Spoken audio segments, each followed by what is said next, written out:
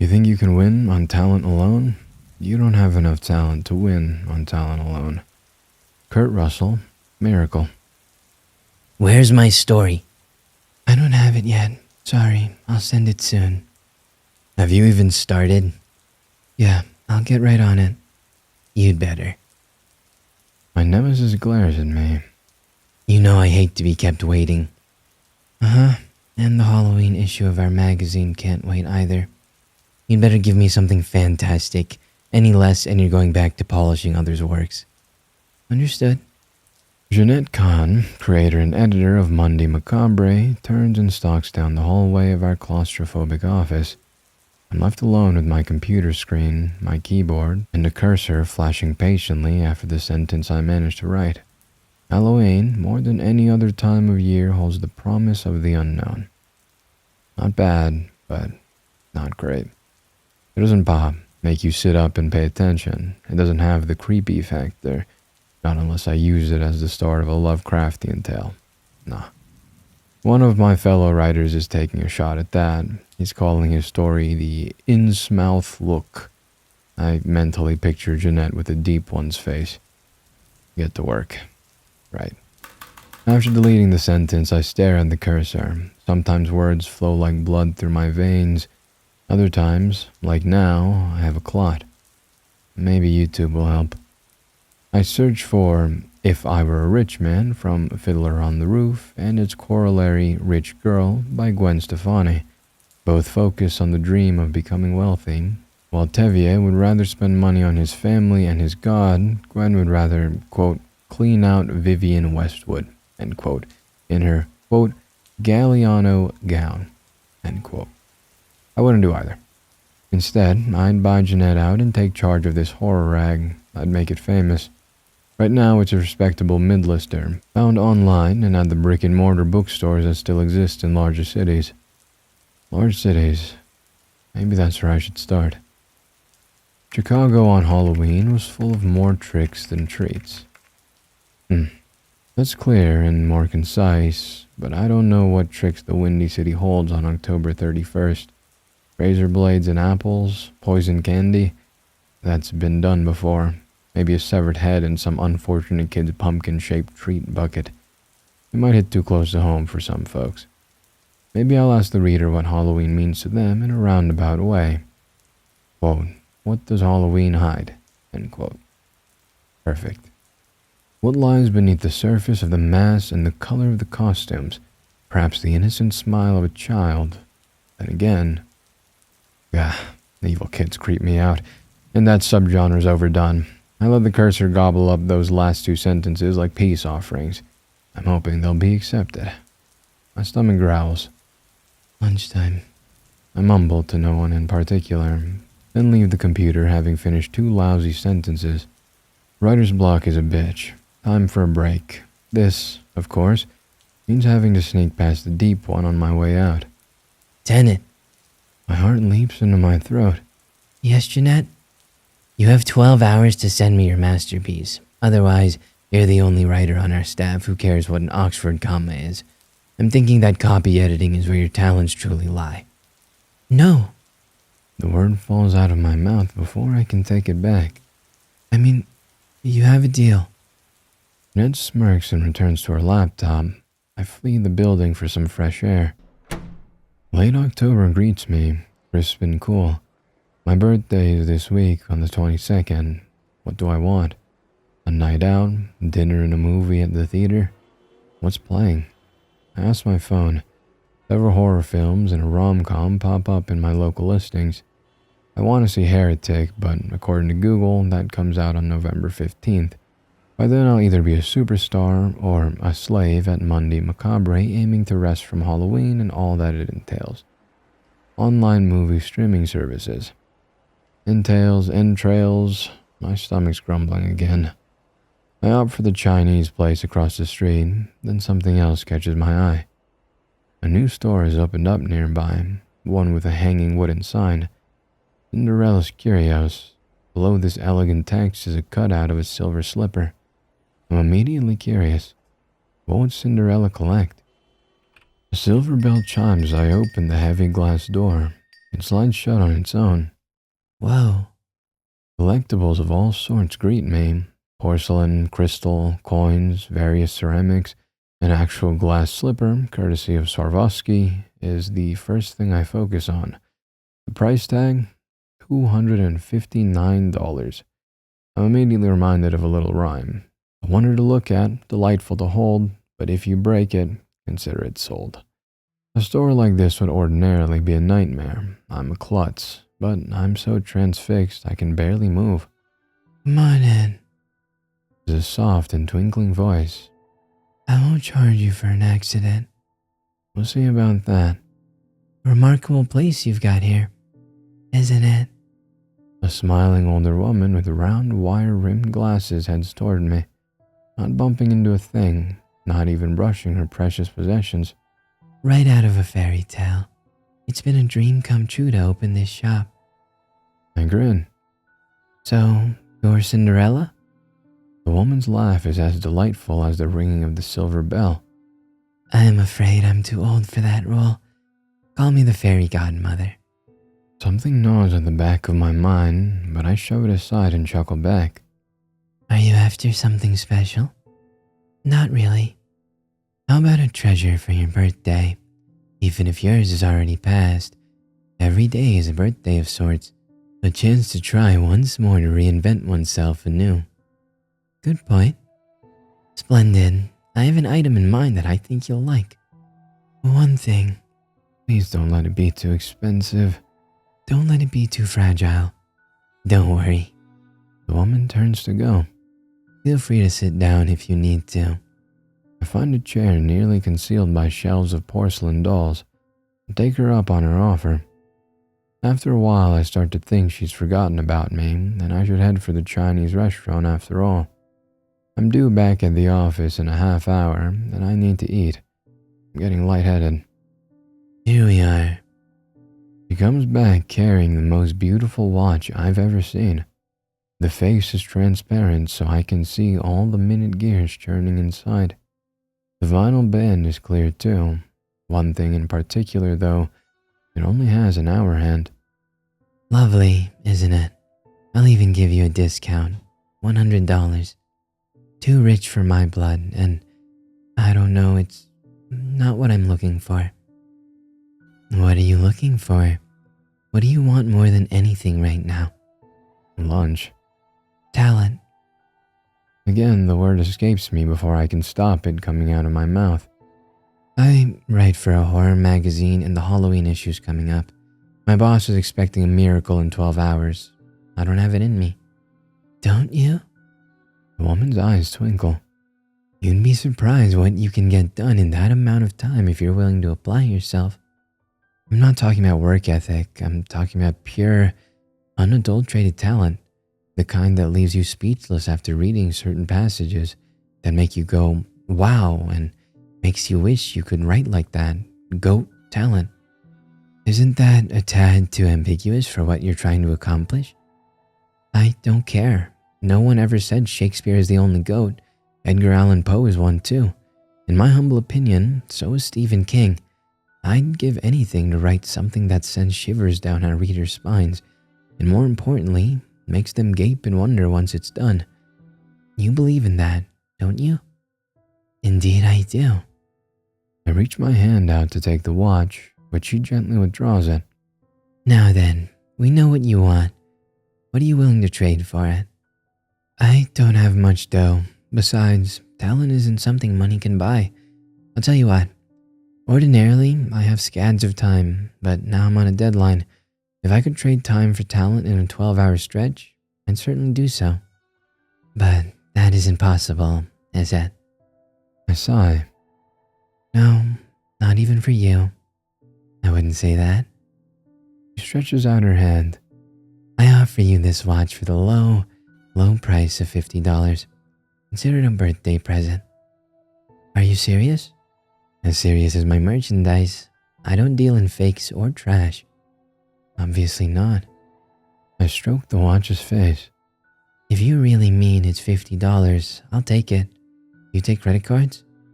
The woman shakes her head. Darn, that's all the cash I have. I think of getting up and leaving, but my eyes are glued to the gorgeous gift. What the hey? I take the money out of my purse and hand it over. Pleasure doing business with you. Wait, 3 things. She traces her finger over a button on the clear vinyl band. First, when you wish to activate it, push this while you have the watch on your wrist. Second, don't push it before you're ready. Third, and most importantly, She leans in. whatever you start, you must finish. Goosebumps break out on my arms. This trade is final, as are all sales from my establishment. I understand. Do you? I'd hate for you to be disappointed with your purchase. Trust me, it's magnificent. There's no other word for it. I'm glad. The shop owner beams. Also, remember to keep your wrist clean before activating the watch.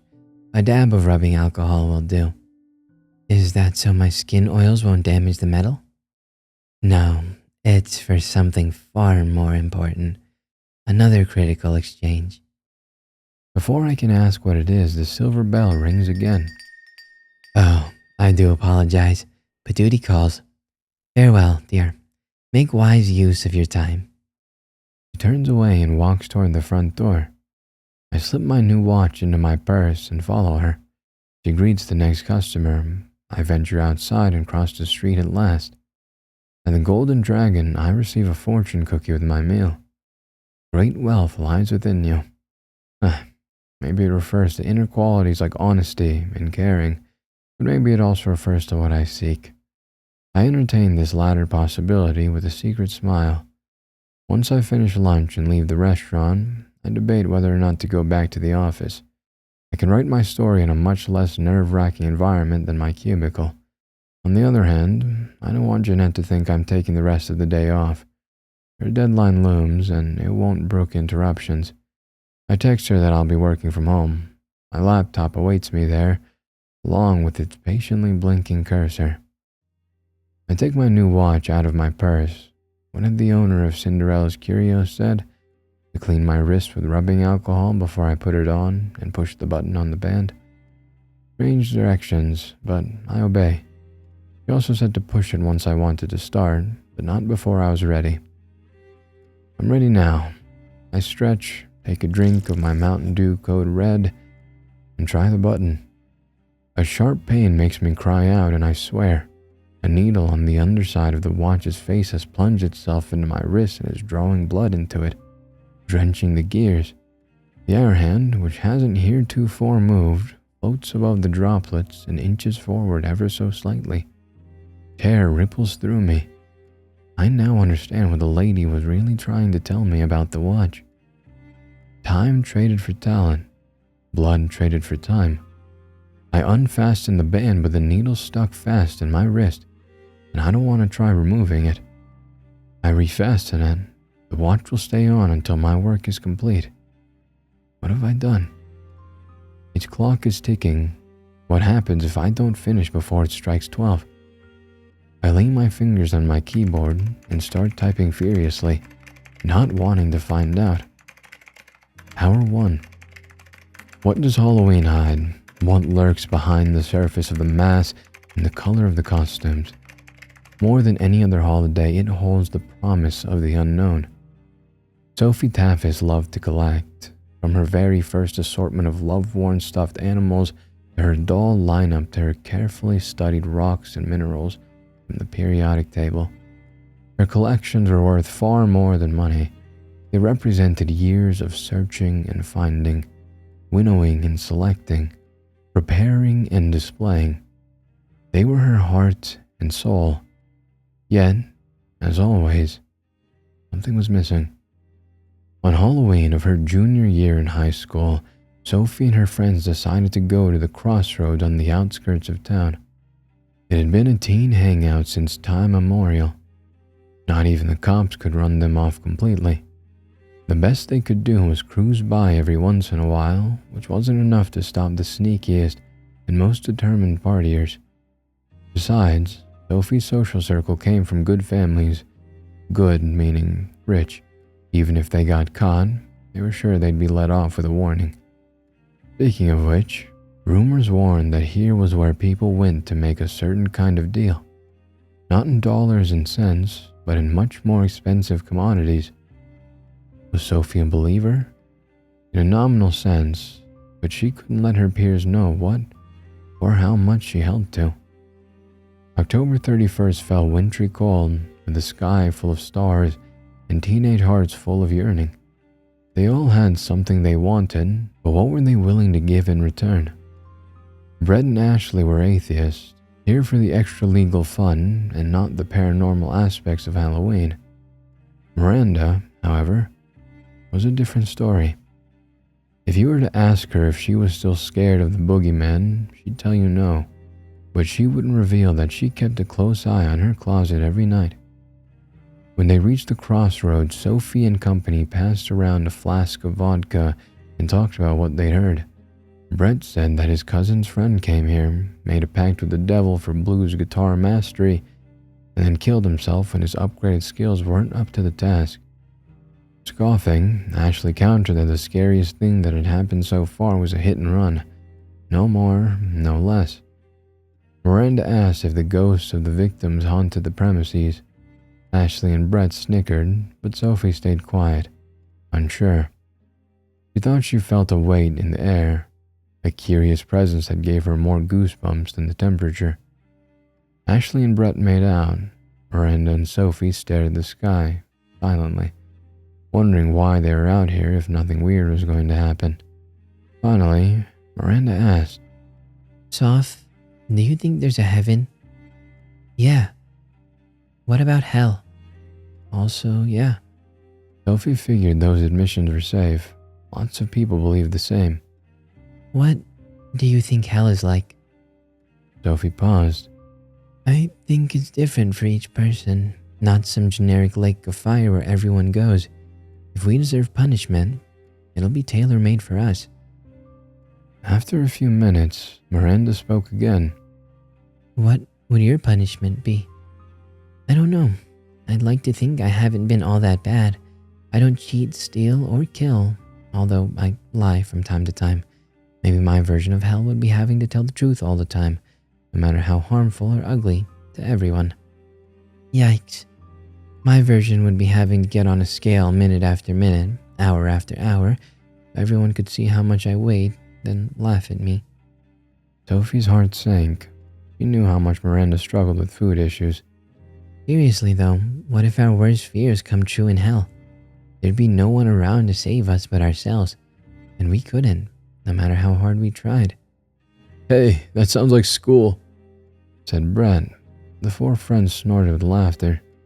Don't worry about it, hell's not real. Sophie remained uncertain. Brett, I'm freezing. Do you actually want to stay out here until midnight? Nah man, I just came so I could neck with you. Ashley gave him a playful punch on the arm. Hey, if you're not going to be cool about this, get in your car and leave. Cool about what, Soph? It's been a lousy Halloween. Come on, Ash, let's go. Ashley and Brett headed for Brett's beat-up Ford. Miranda stayed put. If there are any ghosts or spirits, any strange manifestations, I'm going to be the first one to see them. She grinned playfully at her best friend. Sorry, girl. Sorry yourself. I'm looking for something in particular. Or rather, someone. I reread everything I've written. After second-guessing myself 1,000 times and making countless little edits, I consider my draft above average, but it's nowhere near what I'm aiming for. It has potential, just not goat potential. Be patient. You've introduced the main character and set the stage. Your new skills will manifest themselves in time. Main character? Don't you mean the main characters? Silence in my mind. I'm talking to myself again. And how much time? I've been at this for 2 hours. Considering the relatively little amount of text I've typed, and I only have 10 hours left. Patience, I said. Is that Jeanette I hear inside my head, or the voice of my fairy godmother? Keep at it. You haven't a moment to lose, my dear Tenet. Definitely Jeanette. The deep one has a hold on me, even at home. With my blood coursing through my new watch, I keep writing. Hour 3. Miranda couldn't quite believe it. Here she was, the most credulous person in their little group, wondering if Sophie had lost her mind. Not even she, Miranda, could brave the glacial air for the sake of nothing. Sophie wore a stylish parka, but Miranda only had a tank top and shorts on. She wrapped her arms around herself and rubbed as fast as she could, hoping the friction would warm her. Are you cold? Asked Sophie. Duh. Want to borrow my coat? That's okay. Hey, Soph, would you mind if I left? Why? Miranda gestured all around her. There's no one else here but us. It's not midnight yet. Would you like to come over to my house and crash? We can eat lots of candy.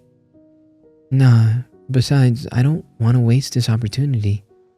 For what? Make a deal. Sophie smiled.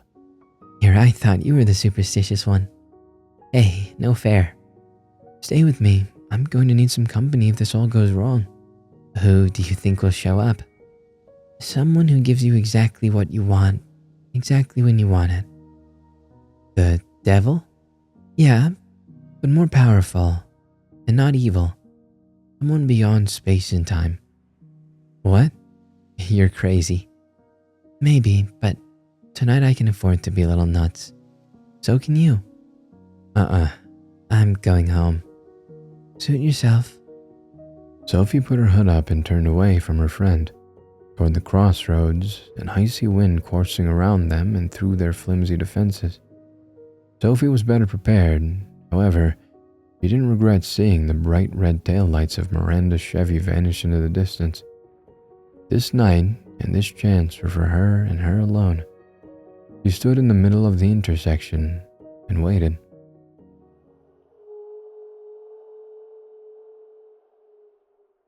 Greetings. Sophie whirled around. Someone else was indeed there. An impossibly tall man in a fedora and trench coat. You couldn't see his face, but his slitted eyes glowed bluish white, as if they were lit by an inner star. Who are you? Sophie cried. Where did you come from all of a sudden? Some call me the stranger, others collector, others the collector. I prefer the curator. What's that? The manager of a museum and its exhibits. The word comes from the Latin cura, meaning to care. I care deeply for everything in my care, my young friend. As for where I come from, you answered that question. Beyond space and time. You're kidding. Sophie blinked. You're the one I want to see? Of course. Then let's make a deal. Unbeknownst to Sophie, the curator's formless mouth curved into a smirk. I don't think you comprehend what's involved. So tell me. First, I don't trade in souls, but in spirits. The difference is that your soul is a universal part of you that loves its creator, God, if you will, and seeks to unite with him/her/it. Your spirit is unique, the you that you identify with, yourself. I care for all of the individual selves that have dealt with me. What do you wish to bargain for? Money, love, the well-being of your friends and loved ones? All of those things are great, but I can't explain what I'm really after. Do try. I'm a collector just like you. I love all the things I've bought and found over the years, but I can never have enough. Every time I look at one of my collections, I'm proud, but I also wonder what else I can acquire. I don't want to be greedy, but how come I always want more? It's an obsession. In short, and the curator, you want to be me. Sophie pointed her index finger in the air. Yeah. Again, I don't think you comprehend what that involves. Again, tell me. I didn't finish the first time. Oh, geez, sorry. The second thing you should know is that I give each of the ones I curate a task to perform. Not in the afterlife, but in the here and now. The special service is a binding contract and must be fulfilled on time. Otherwise, the deal's off. And I also extract a penalty. It could be monetary, it could be personal. I don't do this out of malice, but to teach that in all things there must be balance and justice. Fear not, I won't ask you to do something against your conscience. Then what do you want from me? I'd like to meet your friend Miranda. She's afraid of what she cannot see, and even what she can, her own body. I want to show her that she has nothing to fear. I can show her vistas and experiences far beyond this world, each with a lesson to put into practice on good old planet Earth. 1 month from now, I want you to bring her here to this crossroads. Introduce me, and your debt shall be paid. And what do I get out of it? I'll show you how to curate spirits, to influence others much more than you do now. Your social circle is wealthy, but it's not wide. You'll learn people's strengths, weaknesses, true motivations, and all the secrets they hide. Sophie gaped. I'm not sure I want that. It's hard to admit, but you do. You want to collect friends. After a moment, she sighed sadly. Yeah, you're right. Is that so bad? Not as long as you care for them and they care for you. We have a deal? Wait, what's the third thing? I almost forgot. While I'm here in your world, my physical form is fragile. I require 3 drops of your blood to help retain it. Would you lend them to me? I hate bleeding. It will only take a prick of your palm. Okay, if you say so. Sophie turned her hand palm upward and allowed the stranger to dig one of his long nails into her flesh. It hurt for a fraction of a second, then he grasped her hand in his own, which was even more frigid. Sophie felt herself weaken. He wobbled in place, then caught her balance. He pressed her palm to his wrist, to nourish a transparent watch whose gears ran on blood. Unbeknownst to Sophie, the curator lived on borrowed time. Voila. Our bargain is made. On November 30th, I expect to see Miranda. He left the crossroads. With her cold, cauterized hand, Sophie waved goodbye. I can't believe it. I'm wearing the curator's watch and am bound to him by the blood I'm shedding. Time traded for talent.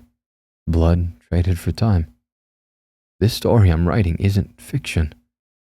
I'm feeling drained. I need a nap. I've slept 3 hours. 3.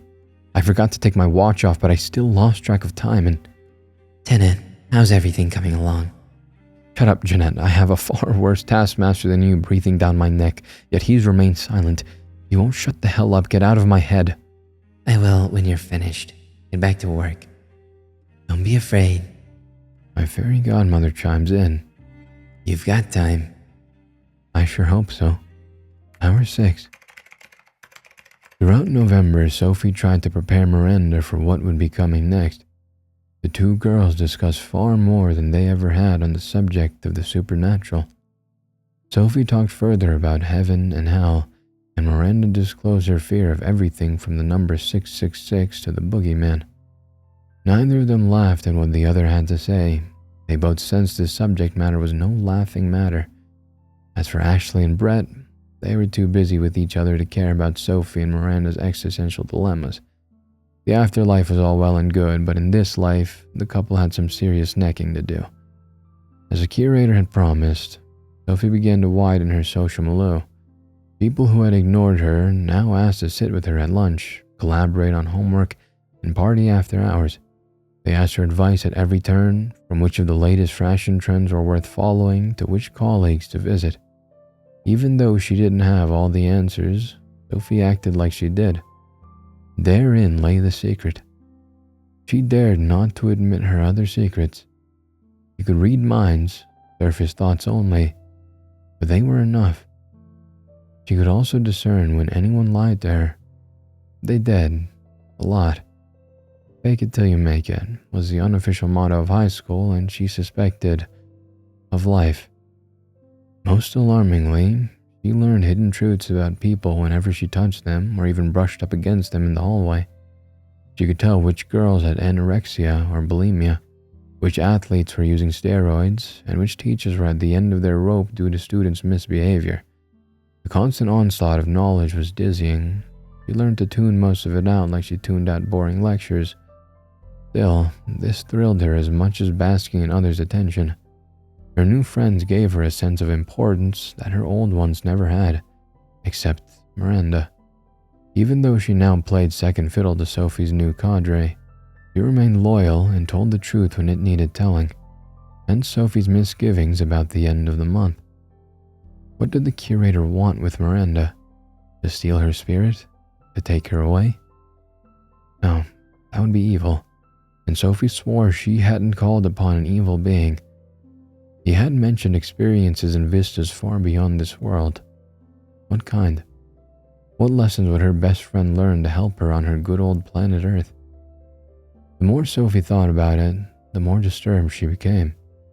For the first time in her life, she ignored her priceless collections, even her new friends, and focused entirely on the problem of her old one. What could Miranda offer the curator that Sophie couldn't give him? Belief and blind trust? But that was all. Sophie could help him with what she'd learned. Wasn't that what knowledge was for? Why not put it to practical use? What Sophie now knew eclipsed what Miranda knew by an order of magnitude. Ridiculous it was. Ridiculous that the mysterious stranger Sophie had contacted favored Miranda instead. Well, Sophie would show him. He'd prove her worth. When November 30th came, Sophie went to the rendezvous alone. She waited and waited. By the light of the full moon, she could see the crossroads stretching into the distance, discarded trash blowing across its fairway. She did not see the curator. At long last, a thick strip of paper with 3 words in blood blew across her path. I warned you. Hot fear filled Sophie's heart. What kind of penalty would the curator impose? As he had specified, the deal was off. As he had also suggested, the penalty was both monetary and personal. Her retinue ignored her like yesterday's news once they realized how shallow Sophie was. Once she'd gone home after meeting no one at the crossroads, she'd smashed most of her collectibles. What had once cost her a fortune lay on her bedroom floor in hundreds of pieces. All she could do was clean up the mess and cry. Damn you, Miranda. Sophie wept. I hope I never see your big fat face again. At 3 a.m., she got the call. Her best friend since forever had committed suicide. Oh dear, that escalated quickly. It did not. It progressed in its time, and we both barely paid attention. We? Who is we? And who are you? Jeanette, you don't sound like her. I don't know who Jeanette is, but it's time you learned of who I am. The owner of Cinderella's curios, and the subject of your tale. A horrible sensation dawns on me. You're Sophie. I say aloud. Sophie Taffis. Yes. Rearrange the letters of my last name and you'll understand me. Taffis. Faust. The man who sold his soul to the devil for knowledge. Sophie had done the same. Payment? You didn't bring Miranda to the crossroads because you were jealous. The curator wanted to help her, but you didn't. You wanted her to stay the same, in second place behind your new acquaintances. You bitch. Hear me out. I spent the rest of my life trying to atone for what I did to her. I dedicated myself to granting others' wishes. In terms of my collections, I built one to share instead of hoard. Ergo my little shop. Everything I have is for sale to others or to be given away. That watch was my gift to you. You mean the curator's watch? The one that's drawing my blood right now? That's a gift? More like a curse. I can't even risk taking it off. I'm in too deep. Indeed you are. Now that you know whose story you're telling and what you've exchanged for talent, our mutual benefactor won't let you go until you finish. If I finish. You must.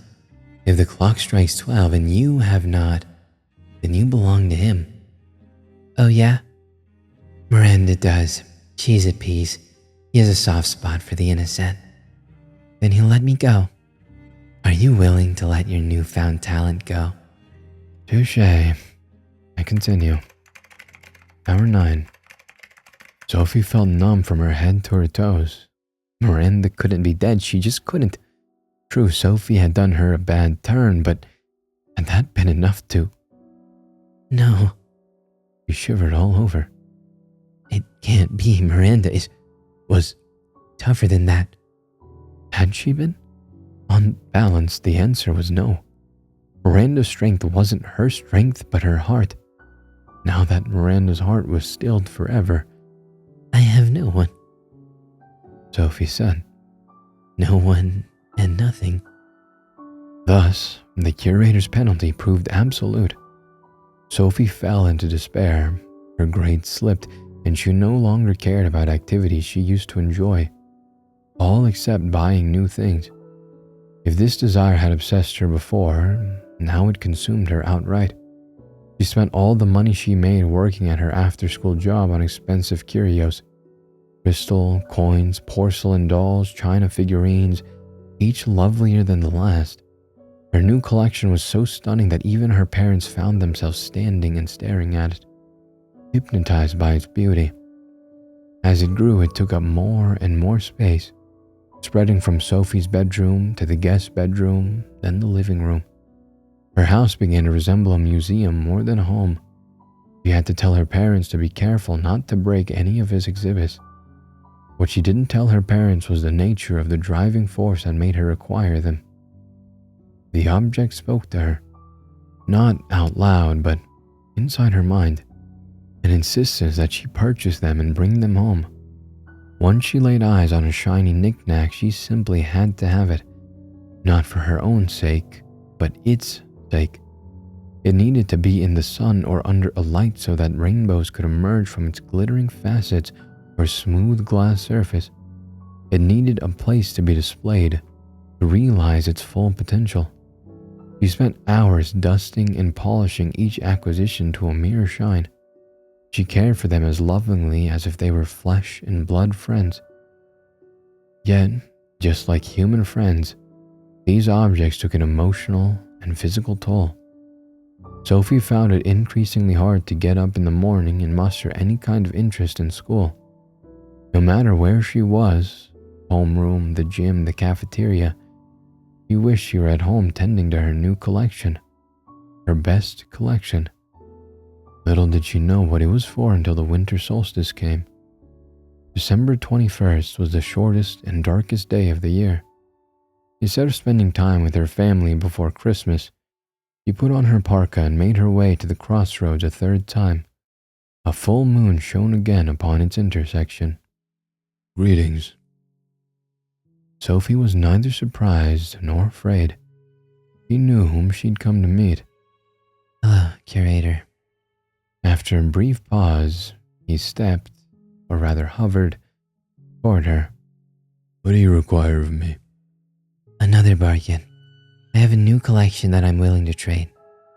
She swallowed hard, and she could see puffs of her breath in the air. Bring Miranda back.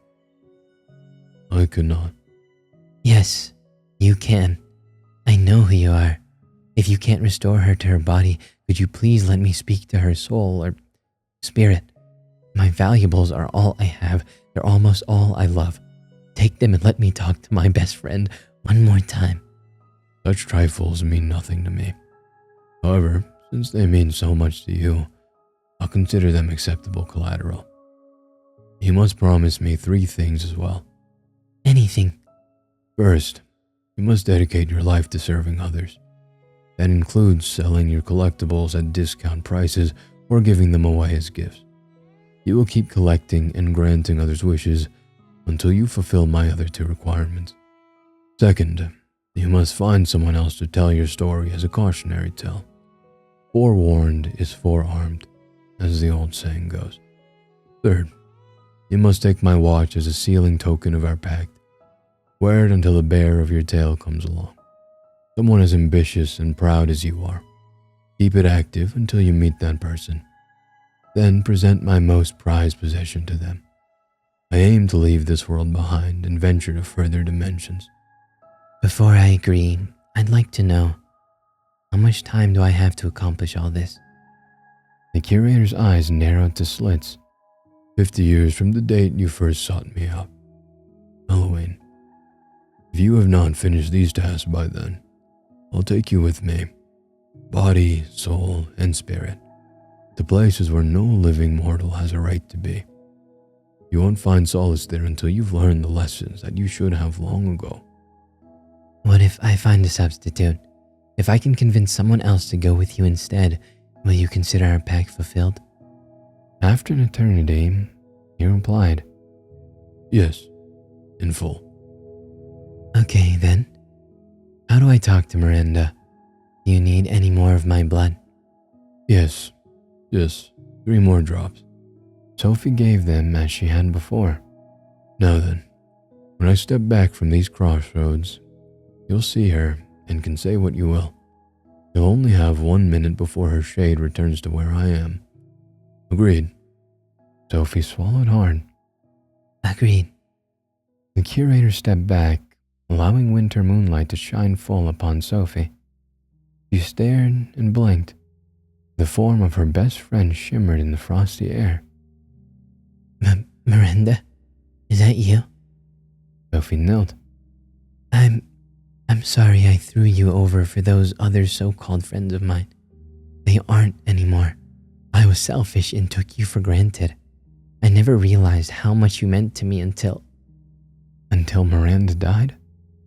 The dark thought flashed across Sophie's mind, then vanished. Until now. I wanted to see you one last time so I could tell you how much I love you. I miss you so much. I know I can't have you back for all time, but I'm glad to have you for 1 more minute. Christmas is coming. There's only one thing I want, not another knick-knack or piece of art. Your forgiveness. Will you grant it to me? Sophie felt a warm presence wrap itself around her. A barely audible voice. Yes, I love you too. Merry Christmas. And I beg of you, fulfill your terms. I will. Thank you. Flakes of snow began to fall through Miranda into the ground. She disappeared. So did the curator. Sophie returned home to find that her valuables' voices had fallen still. The first thing she did was wrap up an angel figurine to give her mother. On Christmas morning, Sophie's mom was surprised and pleased. She'd never seen her daughter give away any of her precious things before, whether physical or intangible. Was Sophie turning over a new leaf? Only time would tell. After she graduated high school, Sophie opened up a series of collectible and antique shops in the city. They made her a tidy profit, which she donated to cancer research centers and homeless shelters. She also delivered meals to homebound people and hired those with disabilities to assist her in her stores. Sophie may not have been Citizen of the Year in the 49 years she spent helping others, but she was darn close. Only one part of her bargain remained: the cruel final terms. Who would tell Sophie's story and forewarn others of the dangers of selfishness, greed, and obsession? Who would wear the curator's watch given as a gift? Most importantly, who would go with the curator to other worlds in Sophie's place? That's where I come in. That's where I still come in. There's 1 hour till midnight, 1 hour to polish this story and send it to Jeanette. Can I finish in time? I'm so weak. Hour 11. Sophie lay wide awake on a late October evening. It isn't Halloween, but the fateful deadline was close enough. She dared not leave any more to chance. She'd taken enough of a risk giving the curator's watch to a writer with the pseudonym of Tenet. Thanks to that particular timepiece, the best copy editor at Monday Macabre could have her big break. Pure, unadulterated talent would flow like blood through her veins, and there would be no clots. No longer would she slave away proofreading others' works. Tenet would write an epic tale that would headline the magazine's annual Halloween issue and catapult her straight to the top. All it would cost her, $50 and blood drawn on the hour, every hour, for 12 hours straight. The pact with the curator would thus be sealed. The thing was, Tenet hadn't known about the curator, or Sophie either. She'd thought the owner of Cinderella's Curios was a kind and gentle older woman with round wire-rimmed glasses. That much was true. She'd never suspected that the gift-giver had ulterior motives. However, what if she had? Would she have entered into the bargain anyway? Humbly, Tenet realized the answer was yes. She believed in herself so much so that she believed she could outwit death. She only had 30 minutes left. In Goethe's Faust, the protagonist repented and ended up being saved. In Christopher Marlowe's Dr. Faustus, the main character was damned. The difference was one of the lessons learned: pride versus humility, ambition versus acceptance, hope versus despair. Sophie had learned these lessons well over the past 50 years. But what about Tenet? Which option would she choose? The one that would save her life, or the one that would save her spirit? One more dilemma awaited her. Miranda had forgiven Sophie for forsaking her in her hour of need. Would Tenet do the same for leading her on and not telling her about the curator? There was a lot to be said for absolution, but also for balance and justice. Two values that the curator himself prized. Why should I forgive you? Tenet asked out loud. Give me one good reason. Within her mind, Sophie answered, Because we're much too alike. Good point. If you pardon me, you pardon yourself as well, and the curator will be defeated. Aren't you forgetting who he is? Like I said, he has a soft spot for the innocent. Like Miranda, like you. What if he decides to ignore it in my case because I was willing to give anything for raw talent, because I aimed too high, like Faust, and like you? If he does, said Sophie, you must be prepared to fulfill the terms of your deal. To travel with him to other planes of existence and leave Earth behind? I'm afraid so. Then, announced Tenet, I forgive you. I won't be afraid. I'll go wherever he wants me to go and learn whatever he wants me to learn. What will you do, Sophie Tophis? I'll continue to operate Cinderella's Curios as a normal shop, with no hidden fees or pacts. My business with the curator will be concluded.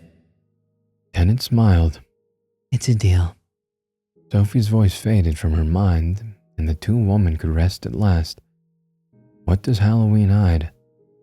The arrival of death, the only known in a world full of unknowns.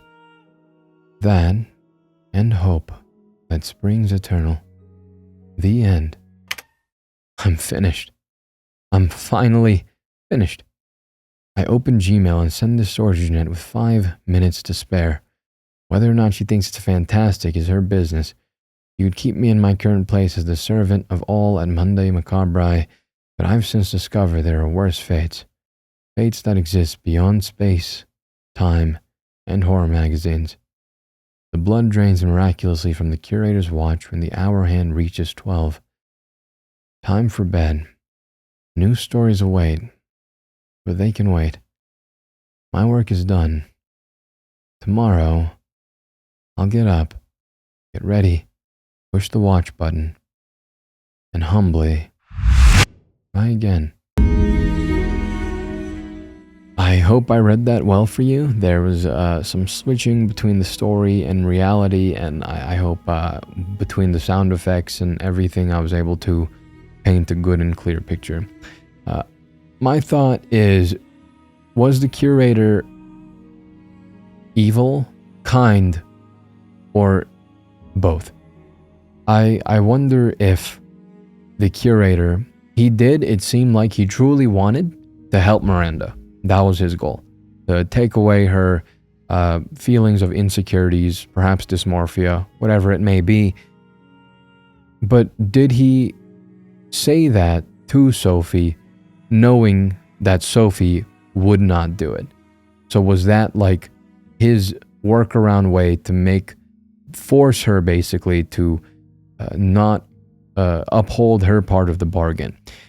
I'm not sure. Or was he really just a nice guy that wanted to do a nice thing and Sophie was a jerk? Who knows? Who knows at all? That's what I'm curious about. Leave your thoughts in the comments. Thank you for liking, sharing, subscribing, and all of that. Thank you to the author for letting me read this, and I hope I did a good job and did it justice. Ego, Volt, Anima, Destra.